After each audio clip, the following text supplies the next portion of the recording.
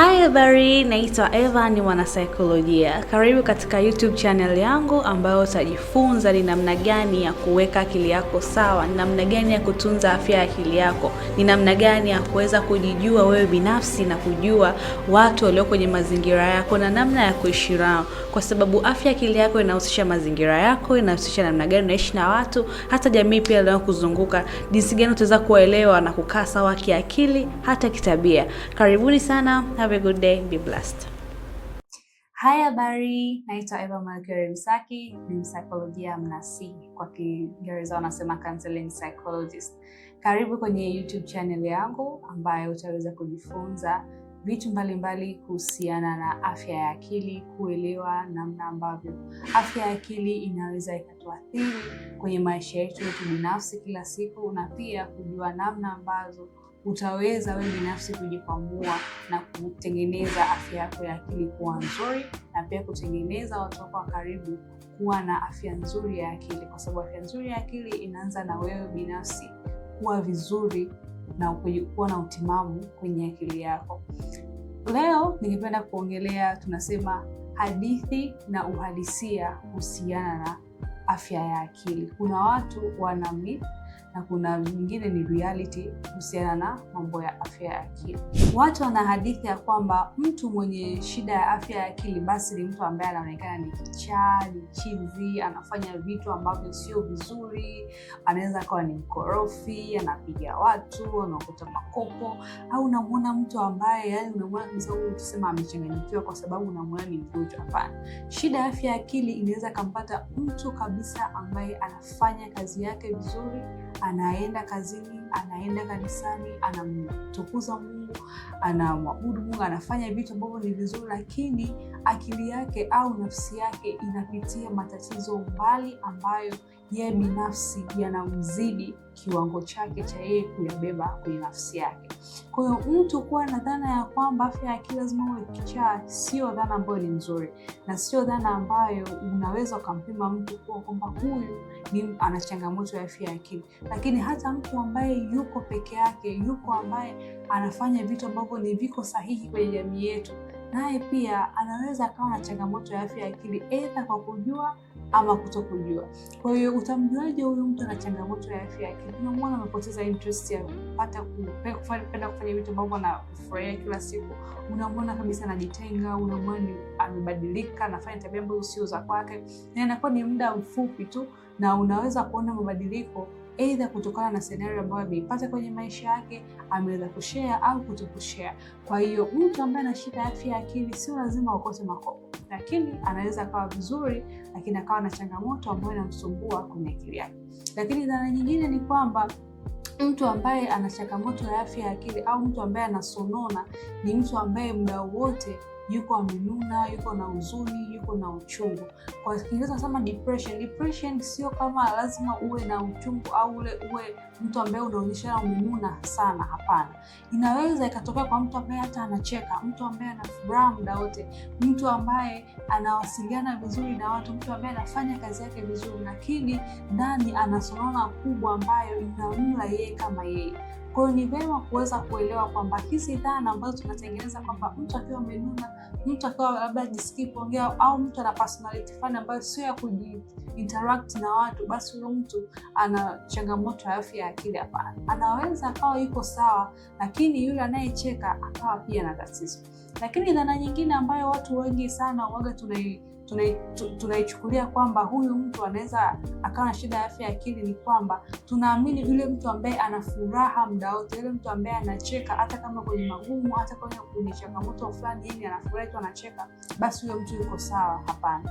Mtu kucheka au kuonyesha hisia ya furaha ni hisia kama hisia ya hasira, ni hisia kama hisia ya uchungu, ni hisia kama pale ambapo mtu ameweza kutendea jambo ambalo sio zuri. Kwa hiyo hisia ni sehemu zetu za maisha. Hisia ni response ya vitu ambavyo vinatokea kwenye nafsi zetu au miili yetu, na ina respond kwenye ule uhalisia wa kile kitu ambacho kimetokea. Kwa hiyo mtu anaweza akawa anacheka lakini akawa na changamoto ya afya ya akili, na mtu anaweza akawa hana furaha lakini asiwe na changamoto ya afya ya akili. Kwa hiyo furaha ni sehemu moja ya kuexpress, ni hisia ambayo ina express intention fulani ya mtu ambaye ameweza kuionyesha. Lakini dhana nyingine ni kwamba hisia zetu tunasema kwamba mtu akiwa na hisia fulani labda ya hasira, basi hata tabia yake anakuwa hawezi kuicontrol. Tabia na hisia ni vitu viwili tofauti. Tabia yako huwezi ukaisingizia kwamba ni kwa sababu ulikuwa una hasira au ulikuwa una uchungu au ulikuwa na jambo fulani basi ukafanya tabia mbaya kwa kisingizio kwamba ulikuwa umekasirika au umejisikia vibaya. Tabia yako wewe ni inakuonyesha kwamba wewe jinsi gani ulivyo na una uwezo wa kuicontrol, kuweza kuiacha au kutafutia ufumbuzi ambayo unaweza kuitengeneza na kufanya kwa vizuri. Lakini hisia ni moja ya kitu ambacho huwezi kucontrol kwa sababu ni kinatokea, ni reaction au kutokana na jambo fulani ambalo wewe binafsi umeweza kulisikia kwenye maisha yako au umeweza kuliface au umeweza kukutana nacho kwa muda, kama ni disappointment, kama ni hasira, kama ni uchungu. Kwa hiyo namna ambavyo wewe binafsi utaweza kuact au kubehave unatokana na wewe binafsi kutaka intention yako kwamba nimeamua kumuumiza huyu mtu, nimeamua labda kumfanyia tabia mbaya ambayo haitampendeza yeye, kama tabia tunasema ya kusema uongo, kama tabia ambayo kama ni ya wizi, kama ni tabia ambayo sio nzuri. Kwa hiyo tabia yako isiendane na kwamba unasingizia hisia ndio inakufanya uwe na tabia fulani. Hapana.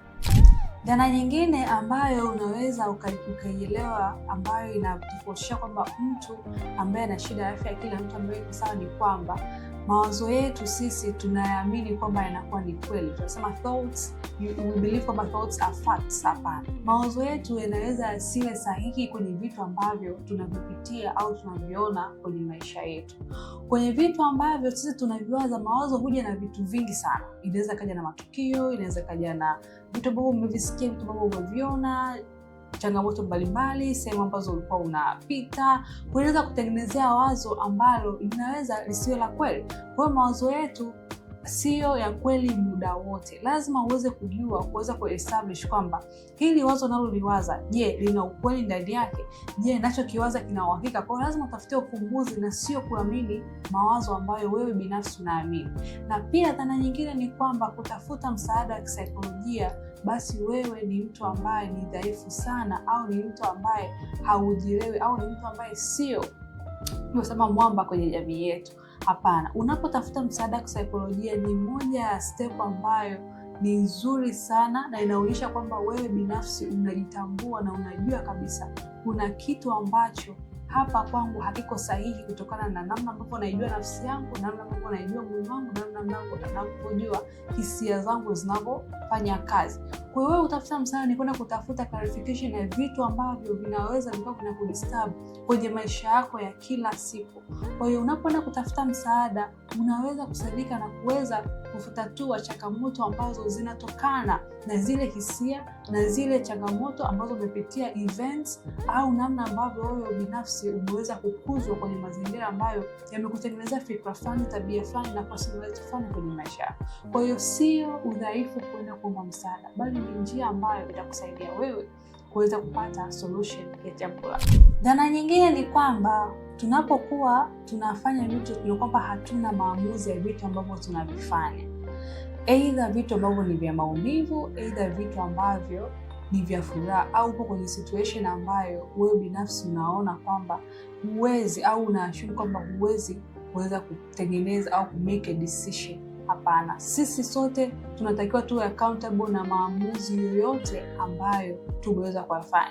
Kwa maana kwenye stage za maisha, pale ambapo wewe binafsi unakuwa ukiwa tangu mdogo unapewa kutumia penseli. Penseli unaweza kufuta kwa sababu ni sehemu ambayo unakuwa unajifunza. Kwa hiyo makosa yako yanaweza asiwe na hisabika. Lakini ukifika umri fulani, ukipewa peni huwezi kuifuta, lakini utakata lile kosa bado litakuwa linaonekana. Kwa hiyo unachofanya lazima kiwe na accountability. Lazima uwe accountable na kile kitu ambacho kinatoka, either ni decisions, either ni maamuzi, either ni chochote kile ambacho kipo kwenye maisha yako. Kwa hiyo kila mmoja ana maamuzi ya maisha yake na kila kitu ambacho anakiamua kita affect maisha yake ya kila siku. Hiyo ita affect kwa mawazo ambayo itakuwa ni chanya au hasi. Kwa hiyo tusiseme dhana kwamba mimi nimefanya kile kitu na sikuwa na maamuzi au sikuwa na option ya kuweza kukataa au kufanya pana. Ulikuwa na option ya kukataa au kukubali, lakini kutokana na namna ambavyo wewe binafsi umeweza kutengeneza mazingira yako, hiyo ndio imekupa wewe kuweza kufanya ile ulofanya. Lakini at the end of the day lazima utakuwa accountable na vile vitu ambavyo umeweza kuvidecide kwenye maisha yako.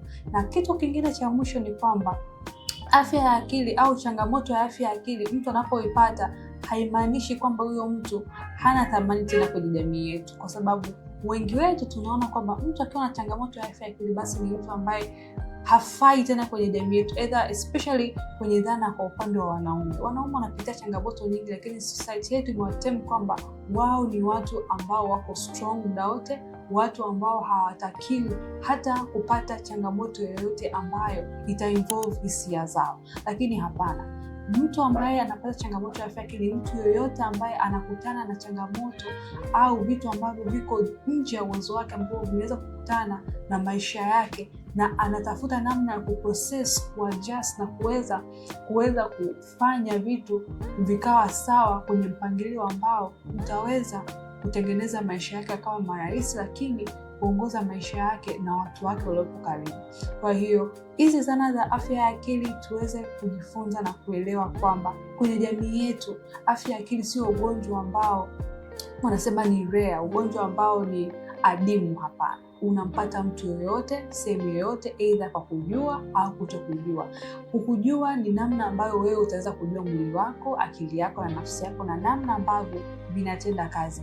Kutokujua ndo pale ambapo hujui, na at the end of the day unakuja kupata shida, magonjwa ambayo utaonekana kwenye mwili wako physically, lakini kihisia unaona kabisa hauko sawa na unapata maumivu ambayo hayawezi kuelezeka na huwezi kumwelezea mtu mwingine aweze kusaidia.